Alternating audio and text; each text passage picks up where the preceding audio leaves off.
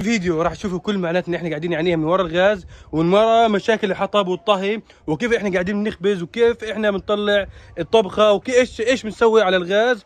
وشوفوا احنا كيف المعاناه اللي احنا قاعدين بنعانيها بشكل يومي من ورا تكسير الحطب. وحتشوفوا الفيديو هذا الفيديو يمكن حيكون عباره عن ضحك بشكل طبيعي، فخليكم مع الفيديو وحتشوفوا كميه معاناتنا كلها، وحورجيكم كمان الطرق اللي احنا قاعدين بنولع النار فيها مشان خاطر نوفر الغاز ومشان خاطر كمان نوفر الحطب اللي صارت اسعارهم فلكيه.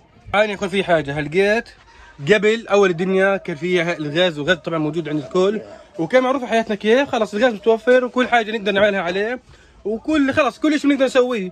هلقيت لما بطل في غاز، هاي لقيت هي غاز تمام، لكن لقيت عشان ما فيش غاز، احنا الحمد لله في غاز لكن على اخره، فخايفين انه يصير قطعه وخايفين انه ننقطع من الغاز، فصرنا بعض الشيء نروح نسوي اكنه على الحطب او على النار بشكل عام، يعني مشان خاطر انه احنا هنا نوفر الغاز. تمام، غاز بس صار لشيء واحد بس، على قد الشاي قهوه لو اجى لك ضيف، بس انك انت تشغله او ما غير هيك لا، وفر الغاز. نعمل عليه شويه طبخات لو كان مثلا الوقت في الليل متاخر، او شويه مقال لو كان الوقت متاخر، لكن فتره الصبح لا، لازم انه يعني بنريح شويه غاز وشويه على الحطب او على الدخون اللي احنا عاملين جديد بالطحين. في ناس صارت تعمل في الرز، في ناس تعرف مش عارف ايش، فالله يعين الناس. وين يا اخوان؟ بقول لكم يا اخوان اليوم غاز بس قد كوبايه الشاي، غير هيك يستحال. بس قسما بالله بدكم الصراحه شاي الارض اذكى ب1000 مره من شاي الغاز، لكن يصير نكرهه من ورا حكايه الحطب. قولوا لي يا اخوان ودونها صارت نار. هاي اول شيء، الغاز معروف وعند الكل معروف. ثاني شيء، قبل لما ما كانش شيء ازمه حطب، كان الحطب يا اخوان مرمى في الشارع وكنا نروح نجيب دوكميات وتولى وتعمل بدك اياه، وكانت هيك بس احيانا لما تروح تطش على البحر او تروح تطش يعني طش تعمل لك اكله تعمل عليه شيء زي هيك، فالحطب كان متوفر بكل مكان وما فيش اي غلبه عليه. فهاي الحطب، ولكن اليوم اسعاره فلكيه. طبعا هو الحطب بشكل عام اللي هو الجوله تبعت الشجر الزيتون زي هيك، وهذا هو خشب المشاطيح، هذا خشب المشاطيح. فهلقيت احنا ايش صرنا نسوي؟ خشب الشجر اخوان كثير غالي صار، الحطب هلقيت صارت الناس تستبدله هلقيت في خشب المشاطيح تمام، لكن كله هلقيت صار سعره مش منطقي، اسعاره مش منطقيه. الكيلو عندنا صار كيلو حطب واحد يصل ل 13 و14 شيكل، يعني انتم قاعدين تحكوا تقريبا $5 للكيلو حطب واحد، يعني قبل الحرب كانت اسعاره اصلا عاديه ولا شيء، بس لقيت صار سعره خرافي. هو بدي اطلب منكم حاجه واحده قبل ما تكملوا الفيديو لانه كثير والله بفيدني، اذا امكن حلقيت حمل سلسله كامله عن الموضوع هذه. اول سلسله حتكون اللي هي كيف احنا عايشين بالخيام وكيف الناس بتعيش تمام، والناس في ايش الناس كيف ستر حالها. هلقي صار في كثير طرق لان الناس تقوي نفسها وان الناس يعني تستر نفسها. فهذا اول فيديو حيكون، هذا الفيديو الثاني انتم حتشوفوه. طبعا اذا شفتوا الفيديو هذا حتعرفوا ان الفيديو اللي فات نزل وحتلاقوا الشاشه بالنهايه، فشاهدوا لانه كثير حتكون السلسله هذه حتعجبكم، والسلسله هذه اقترحت لي اليوتيوب قالت لي خليني اعملها لانها كثير حتعجب الناس، لانه انا موجود في غزه وانتم كثير حابين تشوفوا هذا الشيء، وانه انتم حتشاركوا فيديو مباشر تمام. ثاني شيء اخوان مشان خاطر الفيديوهات تنتشر والفيديو هذا ينتشر، اشتركوا بالقناه اشتركوا بالقناه وخلينا نوصل 50,000 اخ واخت، وشاركوا الفيديوهات بكل مواقع التواصل الاجتماعي مشان خاطر الناس تشوف المعاناه اللي احنا قاعدين نعانيها، ومشان خاطر الناس تشوف كميه التعب اللي احنا قاعدين نتعب بغزه. وانتم برضه لما تشاركوا الفيديو بتفيدوني انا كثير وكثير بتفيدوني، فمشان خاطر هذا الشيء يفيدني. اللايك وتعليق لذيذ ظريف زيكم كثير برضه يفيدني، واللي بيقدر يدعمني يا اخوان دعم مادي، يا الله قديش بتفيدوني دعمكم المادي يا اخوان بيقف معي كثير، خاصه في الاوقات الصعبه هذه بخليني اطور محتوى، اطور من نفسي واتشجع كثير اني استمر في المحتوى واستمر في انشائه. فادعموني يا اخوان دعم مادي، اعطيك ميزه شكرا جنب زر المشاركه او جنب زر التعليق، هي ميزه شكرا سوبر ثانكس. علامه الدور كلها نفس الشيء، تختار المبلغ اللي حابب تدعمني فيه بتقدر تسابق زي تعرف تعليقات على الشاشه، وقديش بفيدني كثير. يعني تقدر تدعمني عن طريق العملات الرقميه بريد الزر او عن طريق اي منصه ثانيه او عن طريق باي بال. فيا اخوان هي رقم واتساب، ورقم واتساب برضه موجود في الوصف، فبتمنى منكم انكم تدعموني وتشاركوا فيديو وتعملوا لايك واشتراك، وهذا الشيء بفيد كثير. خليكم مع الفيديو، سلام عليكم.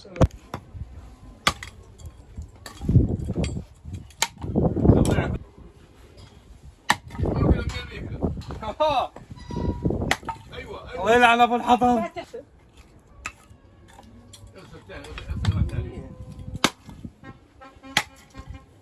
ايش جايب لي الحطب؟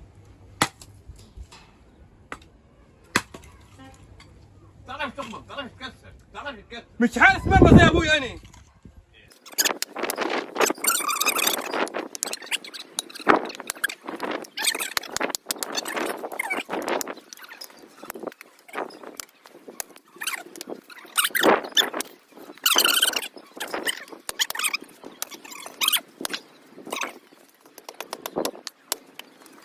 ايش صرنا نسوي هالقد؟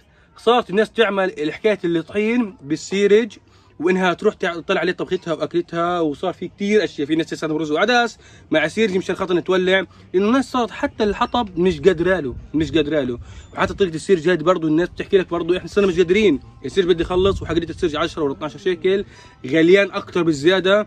فايش بنسوي؟ فتعالوا اورجيكم اول طريقه، والطريقه الثانيه انا بدي اعملها عشان بس اني بدي اورجيكم الفيديو. الطريقه الاولى طبعا قلت لكم عنها انا قبل، اللي هو تحط الطحين مع السيرج بتصير تولع النار زي هيك، وهي طبعا دائما تكون اقوى، لكن احيانا شويه الريح، فالناس صارت تستخدمها. لقيت طريقه بشكل كبير مشان خاطر نطلع عليها الطبخه، تعمل عليها شاي قهوه او اي شيء، لكن مشكلتي برضه بتستهلك الطحين وبتستهلك سيرج كثير. جيت راح اورجيكم احنا كيف نستخدم هذا الدخون. طبعا بشكل عام هذا بمروحه بتشبكه ببطاريه، عندك اي بطاريه خربان بتشتغل المروحه، بتحط ورقه مع الخشب هذا وبصير النار قويه كثير، بتقدر تعمل عليه حاجه. هلقيت انا بدي اورجيكم كيف بدي اخبز عليه، بدي احط رغيف واحطها عليه، وكيف انا حخبز عليه. صارت الناس كثير بدات تروح للافران، لانه اصلا قلت فيش افران عندنا في المنطقه كثير، فصارت الناس خلص تعمل عندها في الدار، وانا لقيت خلص بنحب خبز الدار اكثر، ما بحبش نروح كثير للافران، فحورجيكم اياه كيف لقيت احنا حنعمله وكيف طريقه تشغيله.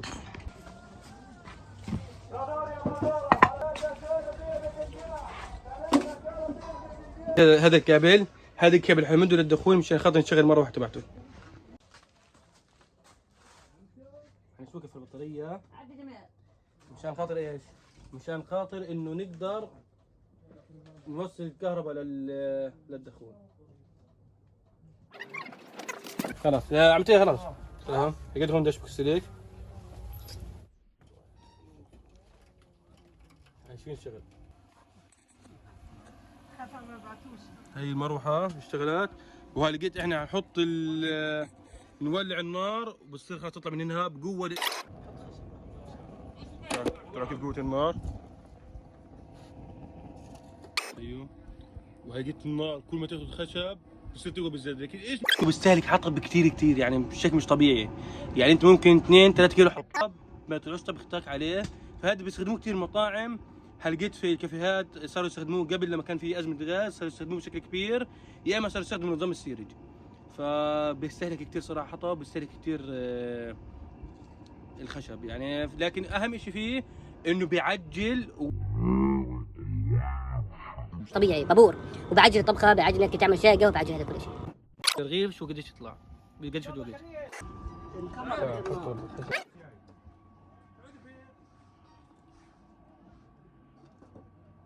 كيف دخنا؟ لو بدخنش، لكن لما تبطي فيه حطب. هاي شكل الرغيف. طبعا هو مش زي خبز الفرن ولا خبز طنجة كهرب، لكن حلاوته كثير طري. هي ترى كيف، شو كيف الرغيف لبته لذيذه والله، والخبز تبعه زي كثير. فانا عشان هيك بحكي لحجه لما تيجي تخبزي مثلا عيشه زي هيك بتعملوش كثير عليه. بشكل عام احيانا بنوديه عند خالتي فبنخبز عندها، اذا بدناش نوديه عندها عند خالتي فبصير نخبز زينها على الغاز او على الحطب.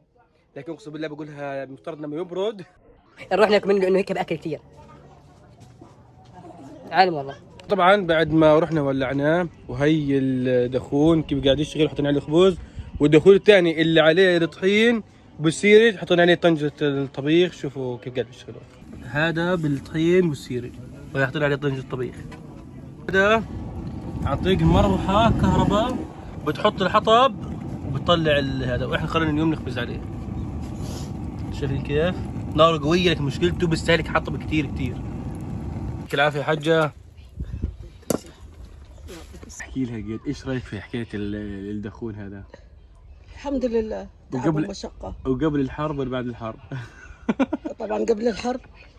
يا الله تعب. الحين تعب ومشقة، الحمد لله هنا قاعدين مع النار، عرق ودخنة، ونكد نار ونكد. وفيش راحه نفسيه الحمد وخوف. لله وخوف نعم الحمد لله. وبعوض وبراغيث. وجميل. لا فيش جمل، فيش جمل، فيش جمل. لا فيش جمل بس براغيث وبعوض نار فوقيها. الحمد لله الحمد لله الحمد لله على كل حال. الحمد لله على كل حال. الحمد لله على ما اعطانا ربنا. الحمد لله. الله يجعلنا من عباد الصابرين يا رب.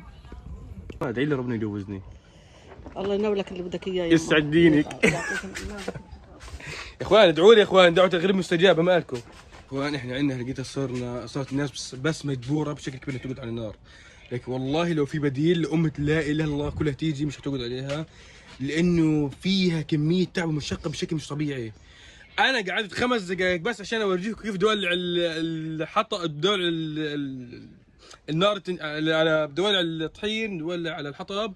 أقسم بالله شوقت بشكل مش طبيعي، ولعت ما باكل النسوان. الله يعين يا رب. الله يا مار، الله يحفظك يا شيخة ويعطيك اللي ببالك. لا هي طبعا هي حجت، ولكن ان شاء الله ربنا يعطيها حجه جديده يا رب. وانا هيك استلمت المهمه واحكي لكم ايش تعبهم بالضبط.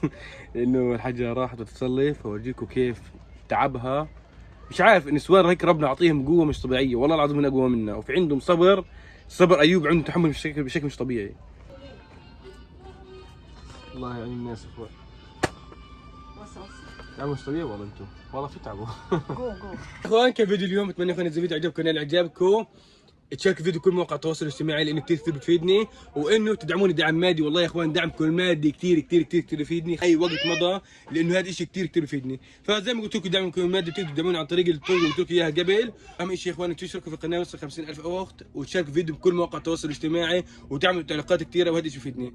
خليكم يا اخوان مع الفيديوهات الجايه، وهذا فيديو لازم تحضروه لانه هذا هو بدايه السلسله، واحضروه وخليكم مع الفيديوهات الجديده حتنزل ان شاء الله. كل فيديو حيكون اقوى من الثاني، حتعرف فيه اكثر من الثاني. يعطيكم العافيه، السلام عليكم. احضر الفيديو بسرعه.